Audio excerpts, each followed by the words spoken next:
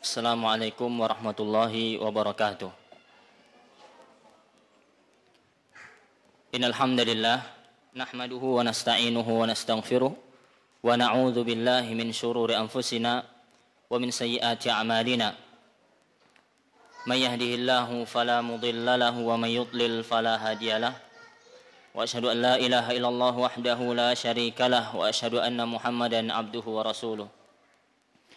Allahumma salli wa sallim ala nabiyyina wa habibina Muhammadin wa ala alihi wa ashabihi wa man tabi'ahum bi ihsanin ila yaumiddin. Ya ayyuhalladzina amanu taqullaha haqqa tuqatih wa la tamutunna illa wa antum muslimun. Amma ba'du, ma'asyiral muslimin wal muslimat, para pemirsa Najia TV dimanapun Anda berada, semoga Allah Subhanahu wa taala senantiasa memberikan kita taufik dan hidayahnya, besar rahmatnya. Alhamdulillah, segala puji hanya milik Allah Subhanahu wa taala. Kita senantiasa memuji Allah Subhanahu wa taala, senantiasa bersyukur atas nikmat dan karunia-Nya kepada kita semuanya. Dan tak lupa salawat beserta salam semoga Allah curahkan kepada Nabi kita, Nabi Muhammad, kepada keluarga beliau, kepada sahabat-sahabat beliau dan umatnya yang senantiasa berpegang teguh di atas ajarannya hingga hari akhir kelak. Baiklah, para hadirin dan hadirat rahimani wa rahimakumullah, pada kesempatan malam yang berbahagia ini kita kembali melanjutkan majelis kita, ya, melanjutkan pembahasan kitab Al-Arba'in An-Nawawiyah, buah karya dari Al-Imam An-Nawawi rahimahullah, yang mana pada kesempatan kali ini kita masuk kepada hadis yang ke-15. Ya, hadis yang ke-15. Beriman kepada Allah dan hari akhir. Ya, atau sebagian memberi judul berkata baik atau diam. Berkata baik atau diam. Sebelum kita memulai pembacaan atau pembahasan hadis tersebut, maka sedikit kami menyampaikan hendaknya kita memang banyak bersyukur. Terutama kita yang hidup di daerah, ya, jauh dari pusat kota di Sumatera Barat, hidup di Pasaman Barat, kemudian akan tetapi walaupun kita di daerah kita ini masih mendingan daripada daerah-daerah yang lain. Kalau kita berkaca di daerah-daerah yang lain, misalkan di daerah-daerah pelosok, jangankan dai, masjid saya agak sulit mencarinya. Maka di tempat kita lihatlah, alhamdulillah, ya, pengajian-pengajian rutin itu banyak sekali. Dan dai Ahlus Sunnah wal Jamaah itu bukan 1-2, sudah banyak yang menyerukan kepada dakwah yang hak, manhaj yang mustaqim, yang lurus ini. Yang dimana di daerah-daerah tertentu itu bisa dikatakan tidak ada. Maka mereka merindukan suasana yang seperti ini. Di masjid ada pengajian, ada yang membimbing dan seterusnya. Yang ustaz-ustaz yang lain di sini banyak. Alhamdulillah, kita bersyukur atas nikmat ini.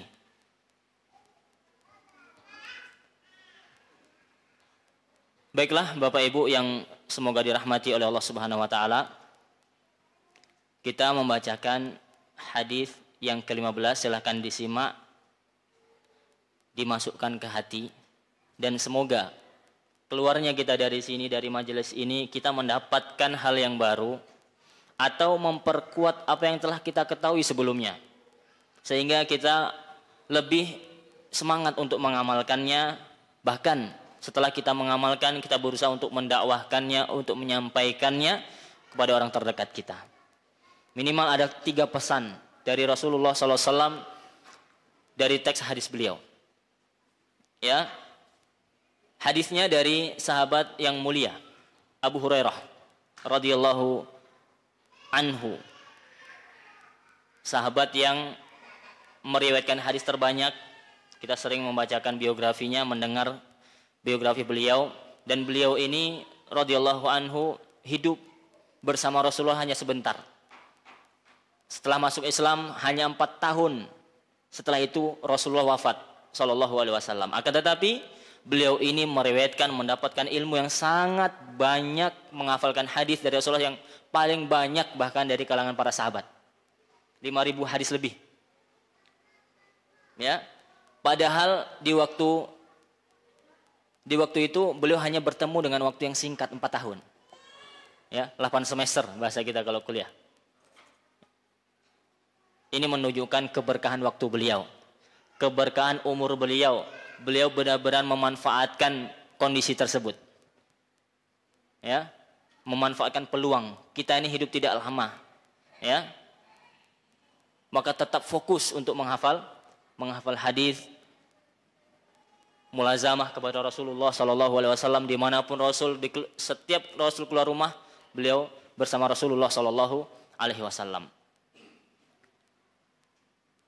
An Abi Hurairah radhiyallahu anhu anna Rasulullah sallallahu alaihi wasallam qala, dari sahabat Abu Hurairah radhiyallahu taala anhu, sesungguhnya Rasul sallallahu alaihi wasallam qala, bersabda, man kana yu'minu billahi wal yaumil akhir falyakul khairan aw liyasmut.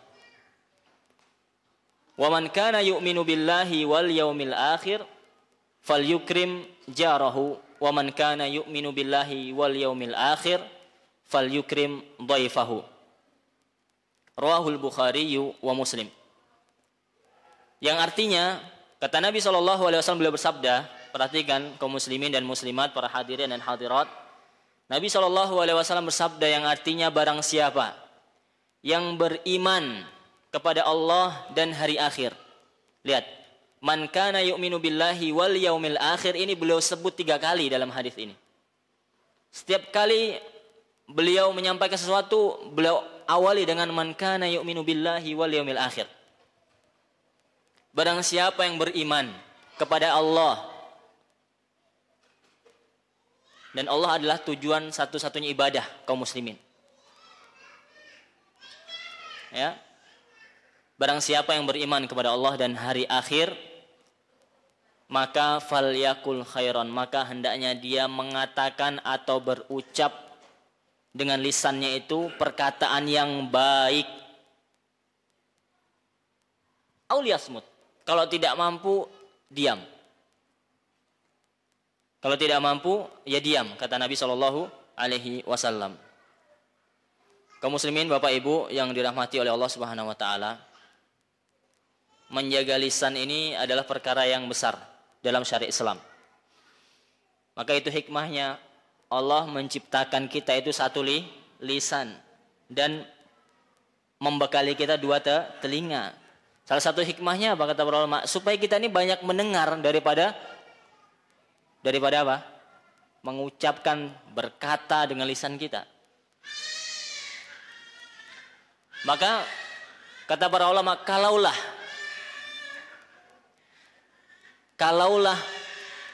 berbicara itu adalah fiddah,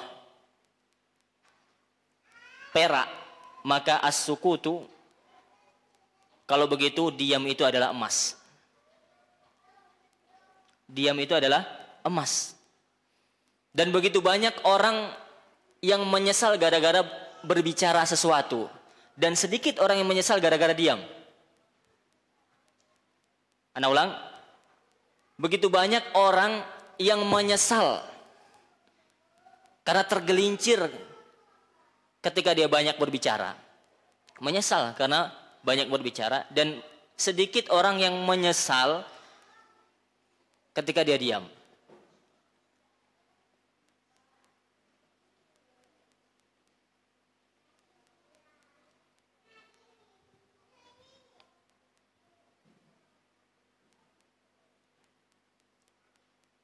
Kata Ali bin Abi Thalib radhiyallahu taala anhu, khalifah Rasulullah sallallahu alaihi wasallam, sekaligus menantu beliau sallallahu alaihi wasallam. Beliau berkata, Ali bin Abi Thalib radhiyallahu taala anhu berkata, seseorang itu mati karena tersandung lidahnya.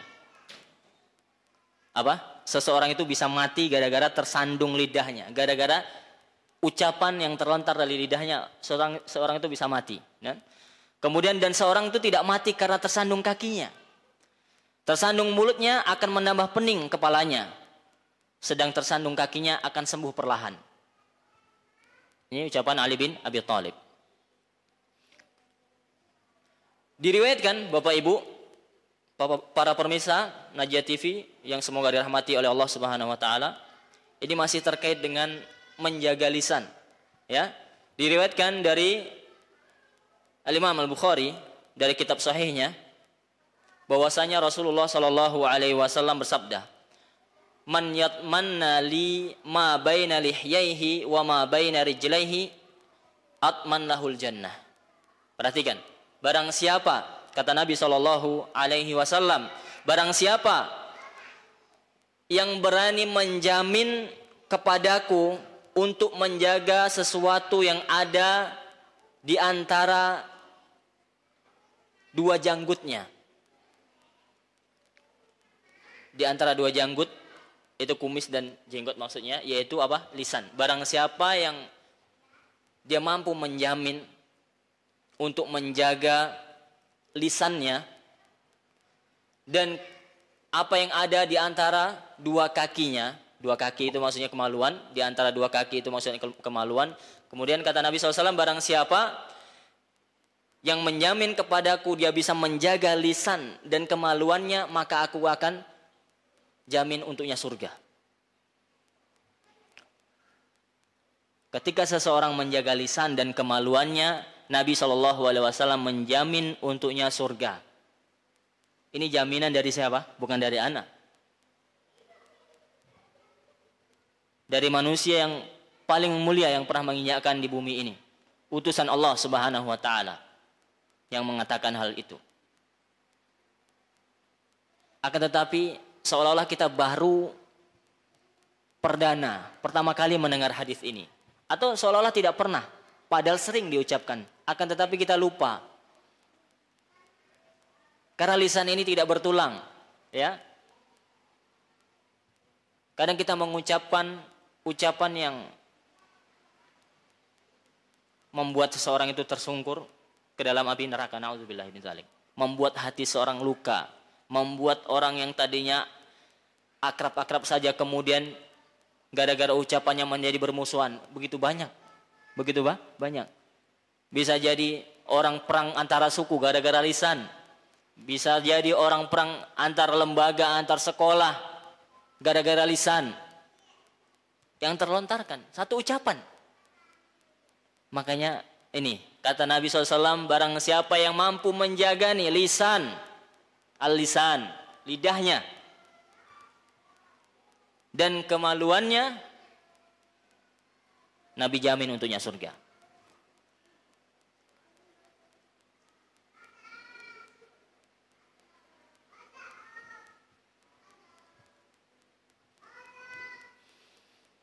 Dan lisan, ini bedanya lisannya orang berakal dengan lisannya orang yang pandir.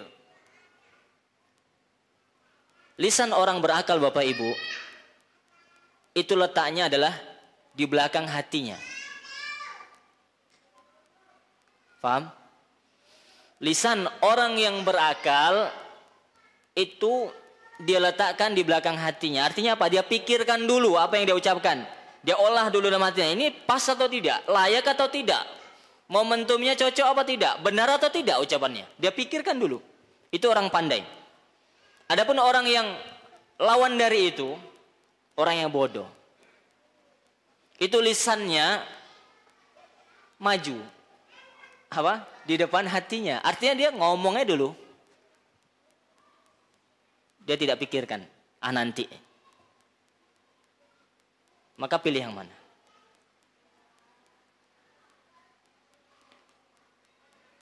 Kemudian diriwayatkan dari Al-Bukhari, Al-Imam Bukhari rahimahullah dalam kitab sahihnya, bahwasanya dari Abdullah bin Umar radhiyallahu taala anhuma bahwasanya Nabi sallallahu alaihi wasallam bersabda, "Al muslimu man salimal muslimuna min lisanihi wa yadihi." Muslim yang hakiki ini. Kita mengaku muslim, ya. Tapi harus kita buktikan benar enggak kita pengakuan kita seorang muslim itu. Muslim yang hakiki adalah kata Nabi sallallahu alaihi wasallam, "Man salimal muslimun." Yaitu muslim yang orang muslim yang lain itu, orang lain itu selamat dari gangguan lisan dan yadi dan tangannya. Pastikan lisan kita tidak mengganggu kaum muslimin. Pastikan lisan kita, lidah kita, ucapan kita, omongan kita, baik di media sosial maupun di dunia nyata, pastikan itu tidak menyakiti kaum muslimin.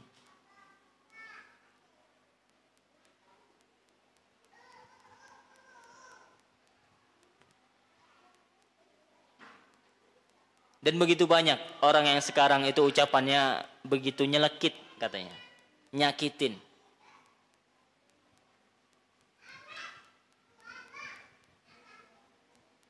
Maka muslim yang seperti ini harus belajar lagi menjaga lisan, harus membaca lagi kitab Arba'in Nawawi, harus duduk di majelis ilmu, sering-sering mendengarkan hadis bagaimana Rasulullah bahkan syariat Islam ini memerintahkan kepada kita menjaga lisan.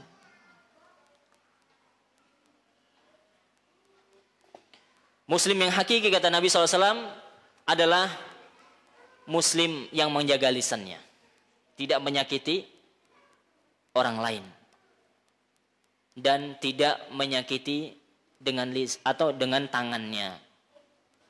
Ada orang yang ringan tangan. Ringan tangan bukan berarti murah memberi ya, tapi sering mukul gitu. Mudah emosi, main tangan, main kaki bahkan.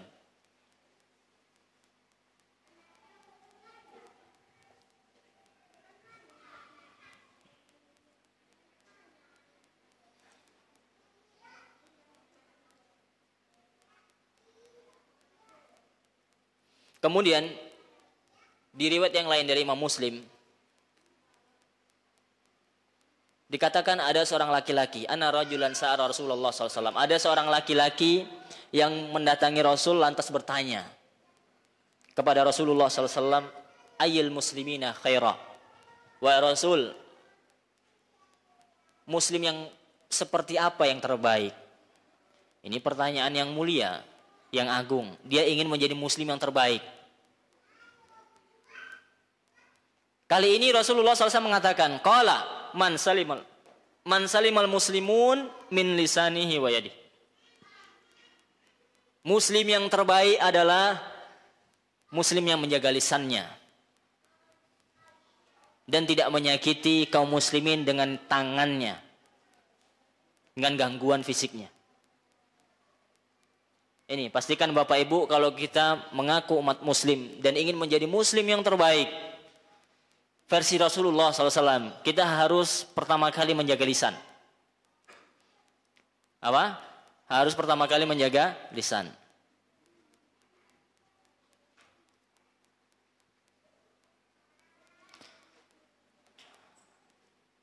Jangan sangka bahwasanya apa yang keluar dari lisan kita ini tidak dipertanggungjawabkan. Ya, Allah Subhanahu wa taala berfirman, "Ma yalfidhu min qaulin illa ladaihi raqibun atid." Tidaklah satu kalimat pun terucap min qaulin.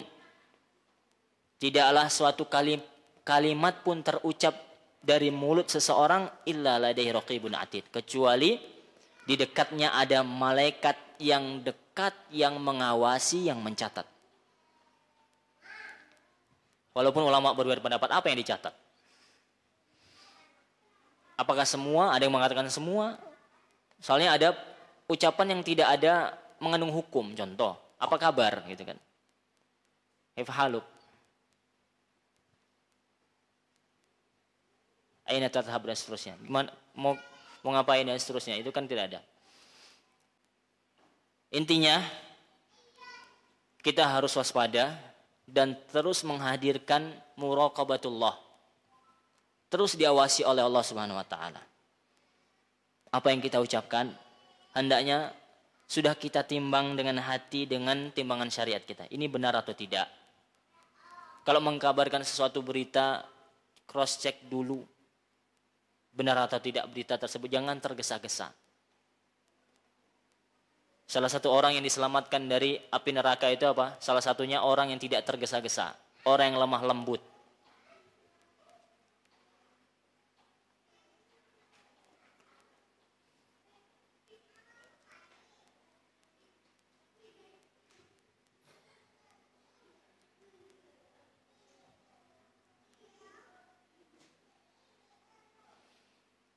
Kaum muslimin dan muslimat yang dirahmati oleh Allah Subhanahu wa taala, ini terkait dengan tadi hadis Nabi SAW, perintah yang pertama atau redaksi yang pertama, man kana yu'minu billahi wal yaumil akhir falyakul khairan aw liyasmut. Barang siapa nih yang mengaku beriman nih sama Allah dan hari akhir, maka hendaknya dia berkata baik atau diam. Ini konsep seorang muslim dalam bermuamalah. Hendaklah dia berakhlak dengan sesama manusia, berucap kepada orang lain dengan ucapan yang baik. Ini pesan yang pertama yang harus kita ingat setelah keluar dari majelis ini, ya. Baik ana maupun kita semua ataupun pemirsa Najah TV dimanapun antum berada. Pesan yang pertama dari Rasulullah SAW, barang siapa yang mengaku beriman kepada Allah dan hari akhir, dan kita meyakini dan kita mengaku beriman kepada Allah dan hari akhir dan rukun iman yang lainnya, hendaknya engkau berkata baik. Kalau tidak mampu, engkau diam. Ini yang pertama.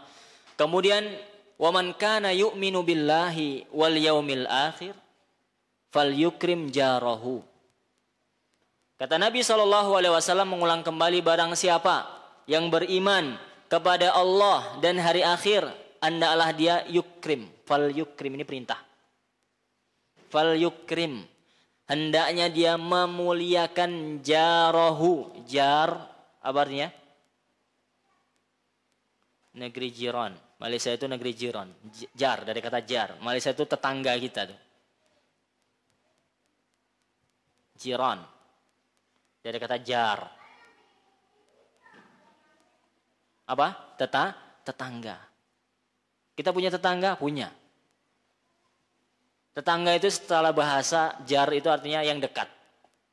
Walaupun ulama berbeda pendapat, apa yang ini maksud tetangga? Kata Imam Syafi'i, orang yang 40 rumah dari rumah kita. 40 rumah dari rumah kita itu tetangga kita. Baik dari depan, belakang, samping kanan, samping kiri. Atas, ya tidak. Nggak ada rumah di atas kita ya. Mungkin kalau kita hidup di sebuah villa. Atau apa namanya? Apartemen, sahih. Yang 40 lantai ke atas. Itu tetangga kita mungkin. Yang harus kita berikan haknya. Ada yang mengatakan, ya sesuai uruf. Ada kebiasaan siapa yang dibilang? Tetangga.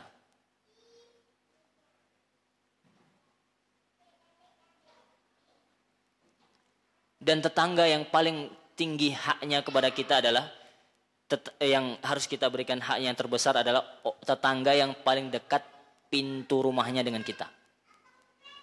Maka Aisyah pernah bertanya kepada Rasulullah, kepada siapa aku berikan hadiah ini? Kepada tetanggaku. Orang, kata Rasul, berikan kepada orang yang paling dekat pintu rumahnya dengan rumah kita.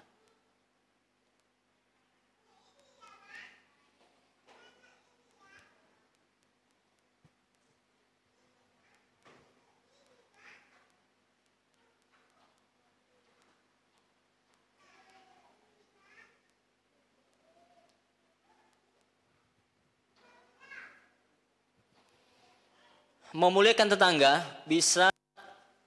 Bagaimana caranya memuliakan tetangga? Maka ada beberapa yang bisa kita lakukan agar kita bisa menunaikan hak tetangga. Sebagaimana hal ini disarankan oleh Imam Al-Ghazali. Beliau katakan, ada 10 yang disampaikan oleh beliau. Yang pertama, ini terkait dengan tetangga ya. Yaitu yang pertama diantaranya adalah memulai mengucapkan salam pada tetangga. Musibah di hari ini adalah kita banyak teman di medsos, ya tidak? Teman Facebook itu ribuan, sampai 1.500, 2.000, followersnya banyak, pertemanannya banyak. Di media di sosial, artinya di dunia maya. Akan tetapi di dunia nyata tetangganya pun nggak kenal. Dan itu fakta. Di antara fakta lagi yang ini saya sampaikan, orang sekarang anak nggak bawa jam. Jam orang mahal-mahal, ya tidak. Tapi nggak pernah tepat waktu. Itu fakta apa tidak? Fakta. Jamnya sampai 5 juta, bahkan sampai miliaran. Richard Mille, apa namanya itu? Richard Mille. Anda pernah itu? Miliaran harga jamnya. Tapi kalau rapat nggak tepat waktu. Kalau ke masjid sering telat. Ini musibah. Buang aja jamnya. Sedekahkan untuk bangun pondok gitu ya. Itu tadi. Banyak teman di media sosial, akan tetapi dengan tetangganya nggak kenal. Maka yang harus dia lakukan terkait dengan tetangga, usahakan ketika bertemu, dia yang pertama kali mengucapkan salam. Usahakan. Karena orang yang terbaik adalah orang yang pertama kali mengucapkan salam. Ketika orang papasan, orang terbaik adalah orang yang pertama kali mengucapkan salam. Siapapun antum, jangan mentang-mentang antum misalkan derajat sosialnya tinggi, punya posisi, punya kursi dan seterusnya. Tapi kita ingin pahala, ya tidak. Siapapun kita. Ketemu dengan orang biasa tetangga kita ucapkan salam. Assalamualaikum warahmatullahi wabarakatuh. Atau assalamualaikum. Ya. Ini ada bertetangga yang pertama menurut beliau. Kemudian di antara hak tetangga adalah menjenguk apa? Menjenguk tetangga yang sakit.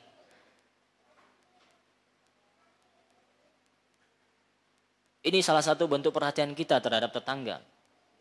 Ini bahkan ini termasuk apa? Hak sesama muslim yang disebut dalam hadis. Mengucapkan salam, kemudian di antaranya apa? Menjenguk ketika sakit.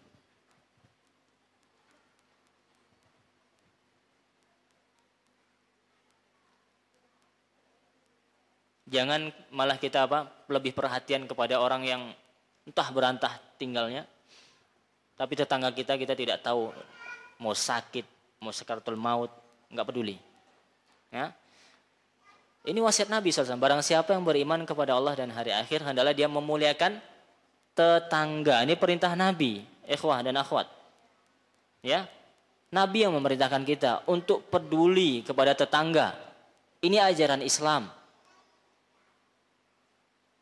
Enggak siapa apa? Ada istilah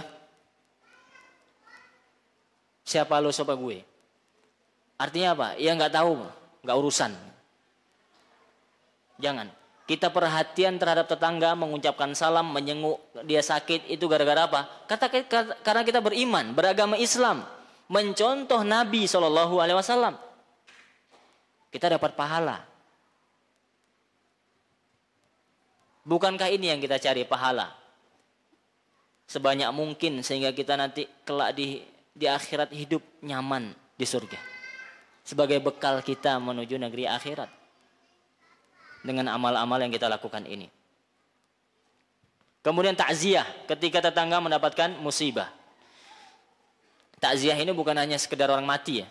Ketika dapat musibah, kebakaran, harta bendanya hilang, kecelakaan, kita takziah, menguatkan dia. Dari kata izzah ya, menguatkan. Ya. Ini diantara hak tetangga.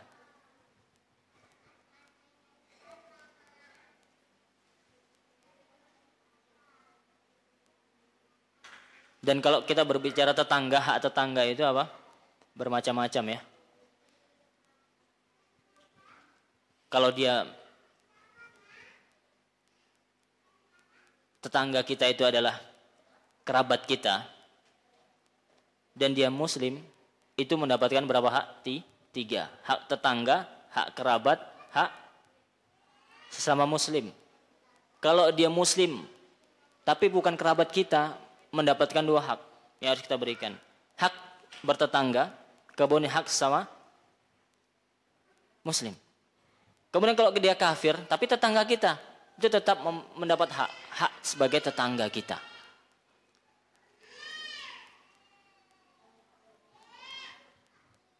Kemudian kata Imam Ghazali mengatakan mengucapkan selamat tatkala tetangga kita itu berbahagia. Ketika tetangga kita bahagia, kita harus bahagia. Jangan malah cemberut, ya. Tetangga kita misal, masya Allah, dapat bisa membangun rumah bagus. Kita ucapkan masya Allah, selamat ya. Semoga Allah berkahi. Ini menunjukkan dia tidak hasad. Tapi kalau sudah suuzon aja bawaannya, ini minjem apa nih katanya.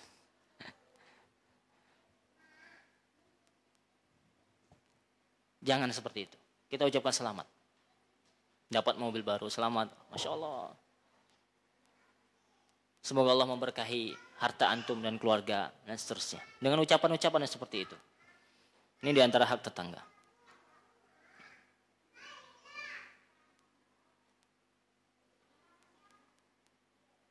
Kemudian yang kelima, berserikat dengan mereka dalam kebahagiaan dan saat mendapatkan nikmat. Kemudian yang berikutnya, meminta maaf ketika berbuat salah.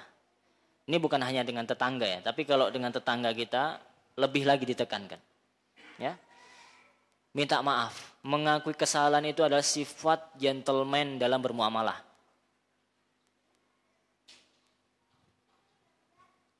Ini yang kadang sulit mendapati orang seperti ini. Maunya dipuji aja. Tapi ketika dia salah nggak mau minta maaf. Dan kita harus memaafkan ketika orang berbuat salah kepada kita. Kemudian berusaha untuk menundukkan pandangan, ya, untuk tidak memandangi istri tetangga yang bukan mahram. Nah ini bahaya, ya, menundukkan pandangan. Begitu juga perempuan menundukkan pandangan kepada suami tetangga. Kemudian menjaga rumah tetangga jika dia pergi. Walaupun nggak dititipkan misalkan, tahu dia pergi, kita berusaha untuk menjaga. Apalagi kita nggak ada kesibukan di luar misalkan, kita tetap di rumah. Misalkan ada jemuran, ketika dia jemur kain, kemudian hujan kita angkatkan. Ini pahala, bentuk kita iman kita kepada Allah dan hari akhir. Kita apa? Memuliakan tetangga kita. Baik muslim maupun kafir, ya. Kalau kafir dia mendapat hak tetangga dan itu yang harus kita tunaikan. Wallahi ikhwah, kalau kita menjalankan adab-adab seperti ini sepele, adab bertetangga, nanti kita bahas juga adab apa? Dhaif, tamu dan seterusnya. Itu Islam luar biasa indahnya. Mungkin orang itu nggak diajak masuk Islam, dia akan melihat akhlak kita. Itu bisa masuk Islam. Mu'allaf menjadi mu'allaf, lembut hatinya, menerima Islam.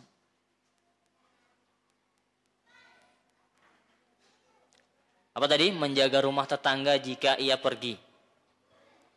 Kemudian berusaha bersikap baik dan lemah lembut kepada anak tetangga.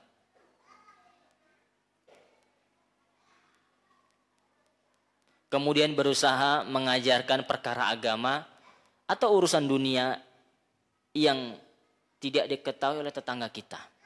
Saling bertawun, ya. Saling berta'awun. Sekali lagi, urusan berta'awun alal birri wat taqwa ini sering kita dengar, tapi masih banyak yang belum paham. Besar manfaatnya berta'awun. Dan Allah yang perintahkan, wa ta'awanu. Sering ana ulang, Allah perintahkan kita, salinglah tolong menolong alal birri wat taqwa. Untuk kebaikan dan ketakwaan. Begitu banyak amalan-amalan itu yang menuntut kita harus berta'awun lebih dari satu orang. Contoh kemarin khitan masal. Ratusan orang kita sunat, bahkan 1000 di Sumbar ini. Itu terjadi kenapa? Berta'awun, tidak hanya satu lembaga, bukan hanya satu orang donatur. Bahkan lembaganya aja banyak begitu. Sehingga ta'awun tersebut efeknya itu dirasakan oleh orang-orang di pelosok negeri. Yang kita kalau melihat, ya Allah, nangis kita. Mereka sangat senang, bahagia mendapatkan acara-acara seperti ini gitu. Yang selama ini mereka jauh dari perhatian orang-orang. Ini terjadi apa? Karena berta'awun.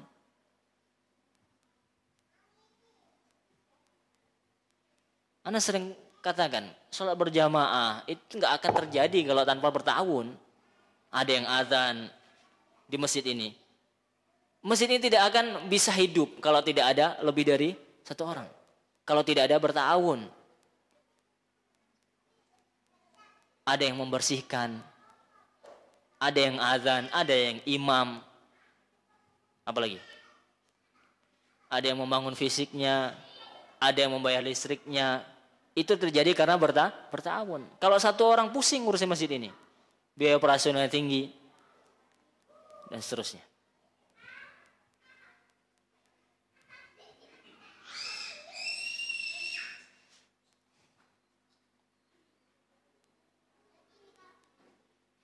Kemudian terkait dengan hak tetangga, ana tutup dengan ayat dalam surah An-Nisa ayat 36. Allah berfirman, wa'budullah wa la tusyriku bihi syai'a wa bil walidaini ihsana wa bidil qurba wal yatama wal masakin wal jari dzil qurba wal jaril junubi was sahibi bil jambi wa ibnis sabil wa ma malakat aymanuhum. Yang artinya, sembahlah Allah, wa'budullah. Dia perintah. Sembahlah Allah, wala tusyriku bihi syai'a, dan jangan sekutukan Allah dengan sesuatu apapun. Wabil walidaini ihsana, dan hendaklah kalian berbuat baik kepada kedua orang tua kalian. Wabidil qurba, Allah perintahkan berbuat baik pertama apa? Tadi hak Allah harus kita penuhi, sembah Allah itu hak Allah. Wala tusyriku bihi syai'a itu hak Allah. Kemudian ada hak makhluk yang harus kita tunaikan, yaitu berbuat baik kepada orang tua. Wabidil qurba, dan kepada kerabat kita harus berbuat baik. Ini urutannya, kepada orang tua dulu. Jangan berbuat baik sama orang yang tidak memiliki silaturahim. Yang harus kita utamakan adalah orang tua kita. Wabidil qurba, kerabat kita. Ya. Wal yatama, dan anak yatim. Ya. Dan orang-orang miskin, wal masakin, wal jar dzil qurba. Dan kepada tetangga yang dekat dan tetangga yang jauh. Ini pokok pembahasan kita. Tentang hak tetangga. Ini perintah Allah dalam surah An-Nisa 36. Allah perintahkan kita untuk berbuat apa? Berbuat baik kepada tetangga. Jadi kesimpulannya adalah berbuat baik kepada tetangga itu adalah perintah Allah. Bukan perintah Ana di sini. Ana bacakan ayatnya. Ini adalah perintah Allah. Niscaya kalau kita berbuat baik kepada tetangga karena Allah, karena perintah Allah, kita mendapatkan pahala, ikhwah. Berbuat baik kepada tetangga itu amalan soleh, perintah Allah dan Rasulnya. Kemudian yang terakhir, ma'azala Jibril, senantiasa Jibril kata Nabi SAW, terus mewasiatkan aku untuk berbuat baik kepada tetangga sampai aku mengira bahwasanya tetangga itu mewarisi atau menerima warisan. Sampai Nabi mengira seperti itu. Ini yang keberapa tadi? Yang kedua ya, terkait dengan tetangga. Yang pertama menjaga lisan, yang kedua apa? Berbuat baik terhadap tetangga. Nanti setelah kita keluar kita ingat-ingat ya. Pesan yang pertama tadi menjaga lisan, yang kedua yaitu berbuat baik kepada tetangga. Kemudian yang ketiga dan yang terakhir, mari kita simak, kita perhatikan bersama sabda Nabi SAW, waman kana, dan barang siapa yu'minu billahi wal yaumil akhir, beriman kepada Allah dan hari akhir, fal yukrim dhaifah, hendaknya dia apa? Dhaif, hendaknya dia memuliakan tamu. Hendaknya dia memuliakan tamunya. Baik, kita lanjutkan. Alhamdulillah wassalatu wassalamu ala Rasulillah wa ba'du. Kita masuk yang ketiga. Barang siapa yang beriman kepada Allah dan hari akhir, hendaklah dia memuliakan apa? Dhaif, tamu. Apa itu dhaif? Yang harus dimuliakan. Yang kata Nabi wajib 3 hari. Dhaif, Anda bacakan, adalah yang dimaksud dengan dhaif, huwallazi nazala bika wa anta fi baladik. Orang yang turun atau menghampirimu, pendatang yang keluar dari luar daerah, artinya dia musafir, datang ke negerimu. Artinya kita adalah sebagai tuan rumah dan kita tidak musafir. Seperti anak asli Pasaman Barat, misalkan tinggal Simpang 4, kemudian ada kawan ana, teman ana datang dari luar Pasaman Barat yang perjalanan dia dari sini ke sini itu dinilai musafir, yang bisa qashar salat dan jamak salat dan seterusnya. Dan bagi yang puasa bisa diqadha di lain waktu.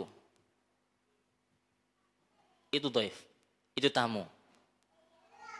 Yang wajib hukumnya kita untuk apa? Memuliakannya, memberikan dia tempat tinggal dan seterusnya.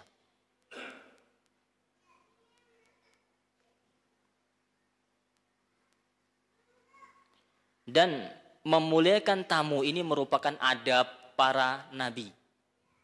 Nabi-nabi terdahulu itu adalah memuliakan tamu, di antara adab mereka yang terkenal. Salah satunya adalah Ibrahim alaihissalam. Sampai beliau alaihissalam itu dikenal, diberi kunyah Abu Dhifan. Apa artinya? Abu Dhifan, bapaknya tamu. Ada yang ingat kisah beliau menyambut tamu? Beliau rela mencari untuk keluarganya itu yang datang sebagai tamu. Beliau carikan apa? Bi'ijlin samin, kata Allah Subhanahu wa taala dalam Al-Qur'an. Beliau mencarikan sebuah anak sapi yang gemuk untuk menjamu tamu. Ini mulianya akhlak beliau. Contoh dari Nabi Ibrahim alaihissalam. Kemudian menghormati tamu itu ada beberapa hal yang harus kita lakukan. Yaitu yang pertama diantaranya adalah disunahkan untuk mengucapkan selamat datang, ahlan wa sahlan, dan bahasa-bahasa yang seterusnya. Sebagaimana diriwayatkan dari Ibnu Abbas radhiyallahu taala anhu, bahwasanya tatkala utusan Abi Qais datang kepada Nabi SAW, lalu Rasulullah SAW bersabda, marhaban bil wafdi alladzina ja'u ghaira khazaya wala nadama. Kata Nabi SAW menyambut utusan tersebut, selamat datang para utusan yang datangnya itu tanpa merasa terhina dan tanpa penyesalan. Nabi sambut dengan ucapan marhaban. Ya, kurang lebih ahlan wa sahlan wa marhaban, seperti itu. Selamat datang. Ya. Ini salah satu yang disunahkan, menyambut tamu. Jangan malah dicuekin. Ya.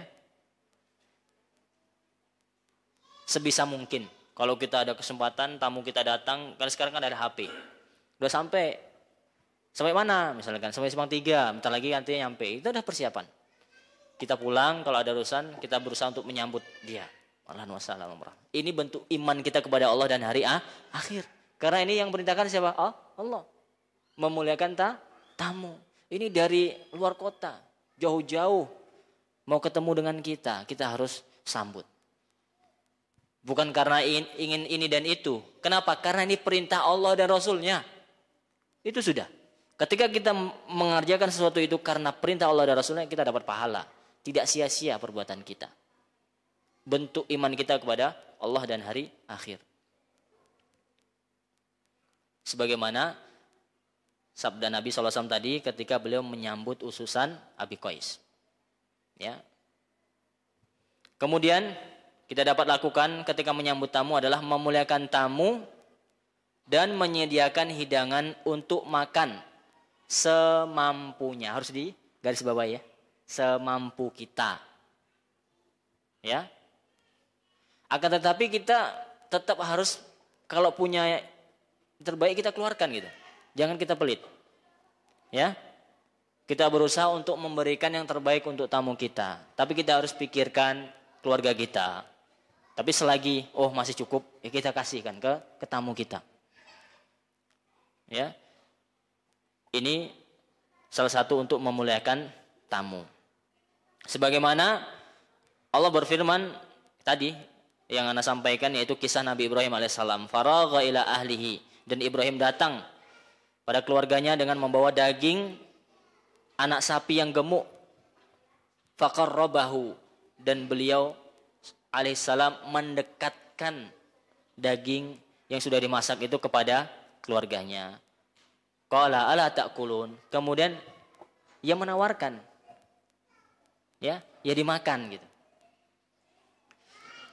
Kemudian yang berikutnya, ketika kita menghidangkan sebuah makanan, minuman dan seterusnya, itu niatnya bukan untuk bermegah-megahan. Bukan supaya dilihat nih udah sukses, ya kan, udah kaya, apapun ada, daging, layang sate, apa sih.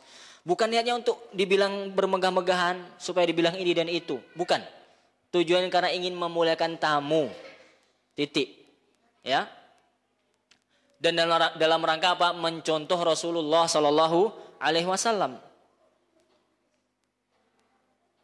Dan mencontoh para nabi alaihi wassalatu wassalam seperti Nabi Ibrahim yang kita kisahkan tadi. Kemudian diniatkan kita menyuguhkan makanan itu apa? Untuk memberi kegembiraan, memasukkan surur. Amalannya terbaik itu kata Nabi SAW, idkhalus surur. Memasukkan kegembiraan, kebahagiaan ke hati seorang muslim. Apalagi itu tamu kita. Apalagi itu kawan sejawat kita. Memasukkan kebahagiaan dalam hati tamu itu merupakan ibadah.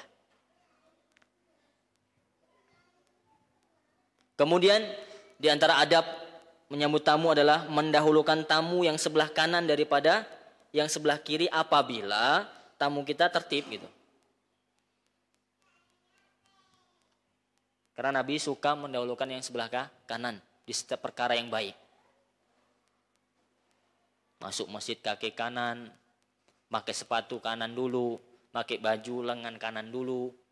Itu kalau memakainya, pakai celana itu adab, simple, sepele. Tapi kalau kita niatkan itu adalah mencontoh Nabi, dapat pahala, keberkahan kita dapat. Kebaikan kita lakukan dari kanan. Pakai mandi kita gosok bagian badan sebelah kanan dan seterusnya. Nah, perkara-perkara yang seperti ini masih banyak kaum muslimin yang belum paham. Jangankan memakai baju, memakai sandal, masuk masjid, keluar masjid, minum saja masih belum paham kalau wajib pakai tangan kanan. Hal yang sepele, setiap hari setiap orang makan dan minum. Doruri sudah. Tapi masih banyak kaum muslimin yang belum paham. Ini yang harus kita renungi bersama. PR kita bersama, amar ma'ruf nahi mungkar.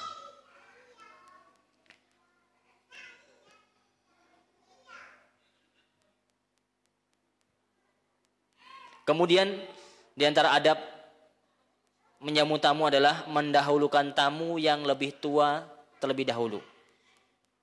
Yang kita layani misalkan, karena Nabi SAW bersabda, man lam yarham saghirana wala yujilla kabirana falaysa minna. Barang siapa yang tidak menyayangi yang kecil dan tidak menghargai yang besar, yang tua, maka bukan dari kami. Bukan dari golongan kami. Kemudian di antara adabnya lagi, jangan mengangkat makanan kalau belum selesai dia. Ya, ini masih apa kan? Diangkat ya, jangan, biarkan dulu, ya. Ini seolah-olah ngusir jadinya kan, belum selesai tamunya, masih ada kebutuhan, masih ada aja, udah diangkat duluan, jangan, ya. Ini di antara adab. Kemudian di antara adab lagi, kita mengajak berbincang-bincang. Tentunya hal yang positif, yang bermanfaat. Mengajak bincang-bincang siapa? Tamu kita.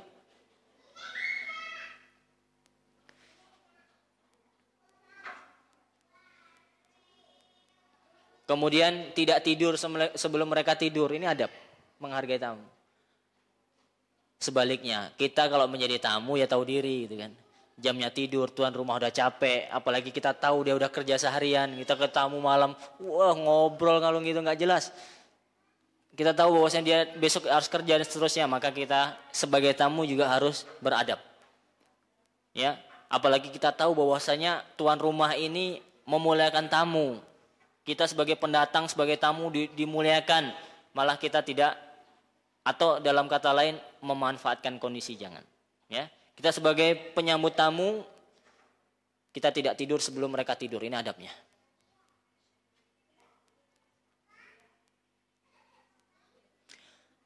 Dan tidak mengeluhkan kehadiran mereka. Karena kita ingin pahala. Ya.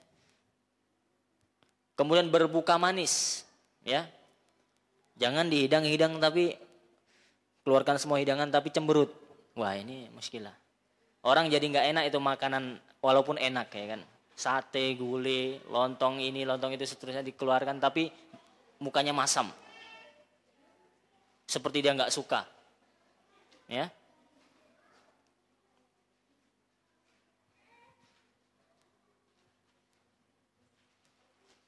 Kemudian merasa kehilangan ketika mereka pamit pulang misalnya. Kemudian di antara adab adalah mendekatkan makanan kepada tamu tatkala menghidangkan makanan tersebut. Sebagaimana tadi kisah Nabi Ibrahim, faqarrabahu artinya apa? Nabi Ibrahim itu mendekatkan makanan itu kepada tamunya. Mendekatkan makanan kepada tamu beliau alaihi salatu wassalam. Kemudian mempercepat dalam menghidangkan makanan. Ya. Kemudian sekali lagi semampunya ya. Seadanya, tidak memaksakan diri. Terlalu memaksakan diri ini banyak sekarang juga. Ada tamu, ya apalagi atasan misalnya. Sedangkan untuk keluarga dia aja kurang-kurang ini dia memaksakan, jangan. Ya seadanya, adanya kue, makanan ringan sudah keluarkan. Jangan memaksakan diri.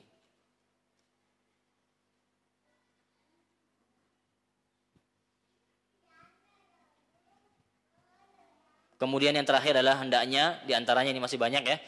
Diantaranya adalah hendaknya mengantarkan tamu yang akan pulang itu sampai depan rumah. Ini adab. Dan seorang muslim harus berusaha untuk menjalankan adab yang mulia, akhlak yang tinggi. Wallahu ta'ala alam.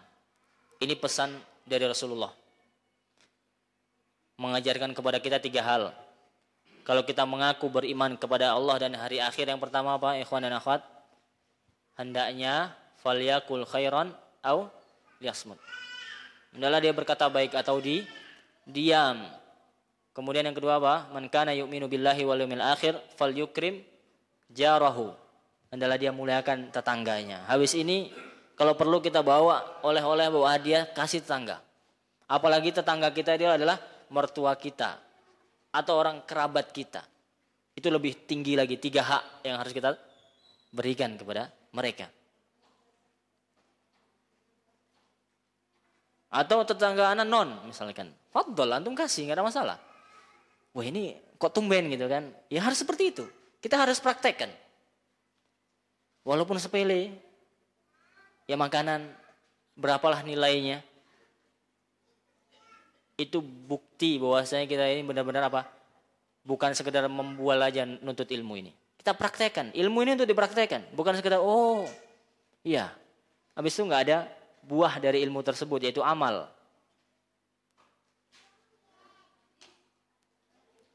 Kemudian, man kana yu'minu billahi wal yawmil akhir, yang ketiga apa? Falyukrim dhaifahu. Duyufur Rahman. Ya, hendaklah dia memuliakan tamu. Hendaknya dia memuliakan tamunya.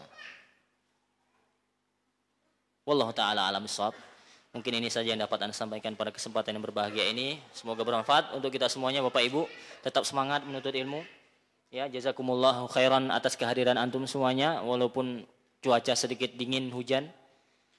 Tapi Bapak Ibu tetap hadir, ini apresiasi, ya, menunjukkan semangat antum dalam menuntut ilmu. Semoga kita semua mendapat ilmu yang bermanfaat, ilmu yang diberkahi, ilmu yang membuahkan amal. Amin ya rabbal alamin. Wabillahi taufik wal hidayah.